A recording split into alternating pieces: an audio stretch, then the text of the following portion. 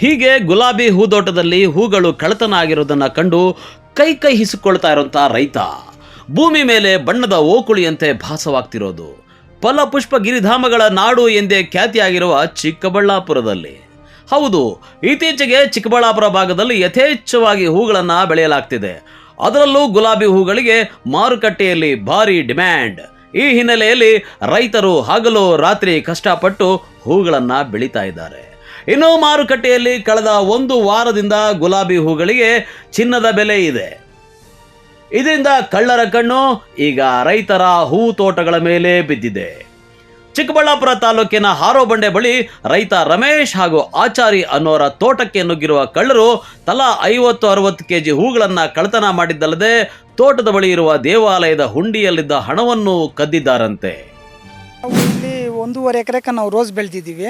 1.5 ಎಕರೆ rose ಬೆಳೆದು ನಿನ್ನೆ ಸಂಜೆ ಎಲ್ಲ ಹೂವು ಎಲ್ಲ ಕುಲೋರ್ನ ಸಮೇತ ಇಟ್ಕೊಂಡು ಕಿತ್ತು ನಾವು ಇಲ್ಲಿ ಇಟ್ಟಿದ್ವಿ. ಇಟ್ಟು ಒಂದು 70-80 ಕೆ ಜಿ ಗಂಟ ನಾವು ಅಂದಾಜು ಹೇಳ್ತಾ ಇದ್ದೀವಿ. ಇಷ್ಟೇ ಅಂತಲ್ಲ, 70-80 ಕೆ ಜಿ ಮೇಲೆ ಇದೆ. ಈಗ ಬೆಳಗ್ಗೆ 25 ಕೆ ಜಿ ಹಾಕ್ಬಿಟ್ಟು ಬಂದಿದ್ದೀವಿ. ಬೆಳಗ್ಗೆ ಕಿತ್ತಿರೋ ಹೂಗಳು, ಈ ಸಂಜೆ ಕಿತ್ತಿರೋವು 70-80 ಕೆ ಜಿ ಮೇಲೆ ಕಿತ್ತಿದ್ವಿ. ಅವೆಲ್ಲ ಹಾಕಿದ್ವಿ. ದೇವಸ್ಥಾನ ಇದೆಯಾ ನಮ್ಮದು, ದೇವಸ್ಥಾನ ಮುಂದೆ ಎಲ್ಲ ಹಾಕಿದ್ವಿ. ಇವೆಲ್ಲ ಹಾಕ್ಬಿಟ್ಟು ಕ್ಲೀನಾಗಿ ಎಲ್ಲ ನಾವು ಹಾಕಿ ನೀರು ಹಾಕಿ ಸ್ವಲ್ಪ ಎಲ್ಲ ಚೆನ್ನಾಗಿ ಮಾಡಿ ಇಕ್ಬಿಟ್ಟು ಹೋಗಿದ್ವಿ. ಬೆಳಗ್ಗೆ ಬಂದು ನೋಡೋ ಅಷ್ಟೊತ್ತಿಗೆ ಹೂವನೇ ಇಲ್ಲ, ಎಲ್ಲ ಬಾಚಿದಂಗೆ ಒಂಥರ ಎಲ್ಲ ಎತ್ತಿದ್ದಾರೆ. ಆಮೇಲೆ ಏನಪ್ಪ ಯಾರು ಎತ್ಕೊಂಡು ಹೋದ್ರು, ಏನು ನಮ್ಮ ಮನೆಯವ್ರು ಯಾರು ಬಂದಿದ್ರ ಅಂತ ಕೇಳಿದ್ರೆ ನಮ್ಮ ಮನೆಯವ್ರು ಕೇಳಿದ್ರು ಇಲ್ಲ, ಅವರು ನಾವು ಬಂದಿಲ್ಲ, ಅವ್ರು ಇನ್ನೊಂದು ತೋಟದಲ್ಲಿ ಕೀಳ್ತಾಯಿದ್ರು ಹೂವು. ಅವ್ರು ಕೇಳಿದ್ರು ಇಲ್ಲ ಅಂದರು. ಆಮೇಲೆ ನಾನು ಇಲ್ಲಿ ಬಂದು ನೋಡಿದ್ರೆ ಆಮೇಲೆ ನಮ್ಮ ದೇವಸ್ಥಾನ ಬೇರೆ ಇದೆ. ಆ ದೇವಸ್ಥಾನ ಹತ್ರ ಬಾಗಿಲು ಸೆಡ್ ಇದೆ. ಸೆಡ್ಡಲ್ಲಿ ನೋಡಿದ್ರೆ ಸೆಡ್ ಬಾಗಿಲು ಕೂಡ ಒಡೆದಾಕ್ಬಿಟ್ಟಿದ್ದಾರೆ. ಬೀಗ ಒಡೆದಾಕಿ ಒಳಗಡೆ ದೇವಸ್ಥಾನ ನಮ್ಮ ಮುನೇಶ್ವರನ ಗುಡಿ ಇದೆ. ಇಲ್ಲಿ ಭಕ್ತಾದಿಗಳು ಅವ್ರವ್ರ ಕೋರಿಕೆಗಳ ಮೇಲೆ ಬಂದು ಅವ್ರವ್ರ ಮೊಕ್ಕಬಡಿಗಳು ಮಾಡ್ಕೊಂಡು ದೇವಸ್ಥಾನ ಕಟ್ಟಬೇಕು, ಇಲ್ಲಿ ಇಂಪ್ರೂವ್ ಮಾಡಬೇಕು, ಇಲ್ಲಿ ಇನ್ನೂ ಚೆನ್ನಾಗಿ ನಮ್ಗೆ ಒಳ್ಳೇದಾಗ್ತೈತೆ ಅಂತೇಳಿ ಒಂದು ಅವರ ಅಭಿಪ್ರಾಯಗಳು ಇಟ್ಕೊಂಡು ಅವ್ರವ್ರ ಭಕ್ತಿಗಳಿಂದ ಅವ್ರು ಉಂಡಿಗಳಿಗೆ ಹಾಕ್ತಾಯಿದ್ರು. 2 ಉಂಡಿ ಕಾಸನ್ನ ಇಟ್ಟಿರೋ ಉಂಡಿ ಎಷ್ಟು ದಿನ ತೊಗೊಂಡೋಗ್ತಾಯಿದ್ರಿ.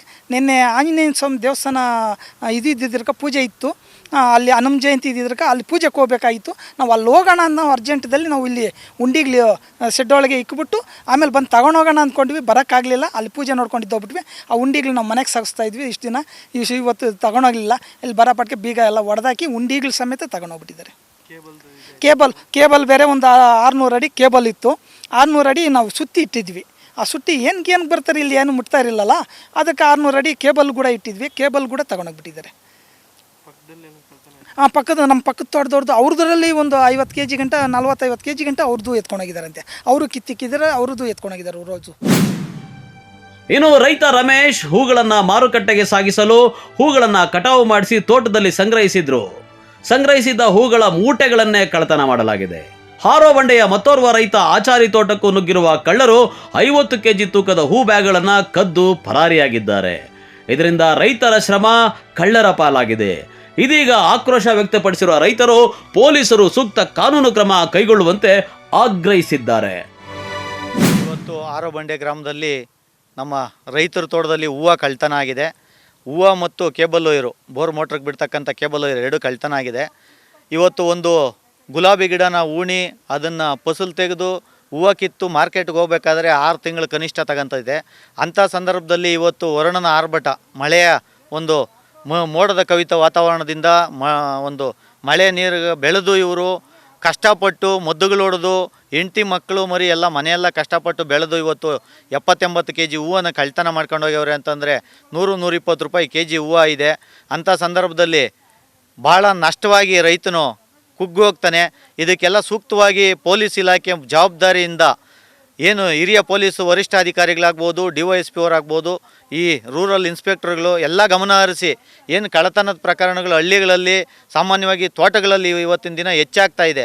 ಇದಕ್ಕೆ ಒಂದು FIR ಹಾಕಿ ಅದಕ್ಕೆ ಏನು ಕಡಿವಾಣ ಹಾಕಬೇಕೋ ಅಂತ ತಾಂತ್ರಿಕ ಎಲ್ಲ ಮಾಹಿತಿಗಳು ಅವ್ರಿಗೆ ಗೊತ್ತಿರೋಂಥ ವಿಚಾರದಲ್ಲಿ ಮಾಡಿ ಸೂಕ್ತವಾಗಿ ರೈತನ ನೆರವಿಗೆ ಇವತ್ತು ಪೊಲೀಸ್ ಇಲಾಖೆ ಧಾವಿಸಬೇಕು ಅಂತೇಳಿ ಹೇಳಿ ತಮ್ಮ ಮಾಧ್ಯಮದ ಮುಖಾಂತರ ಒಂದು ಸೂಕ್ತವಾದ ಎಚ್ಚರಿಕೆಯನ್ನು ಕೊಡ್ತೀವಿ ಪೊಲೀಸ್ ಇಲಾಖೆಗೆ.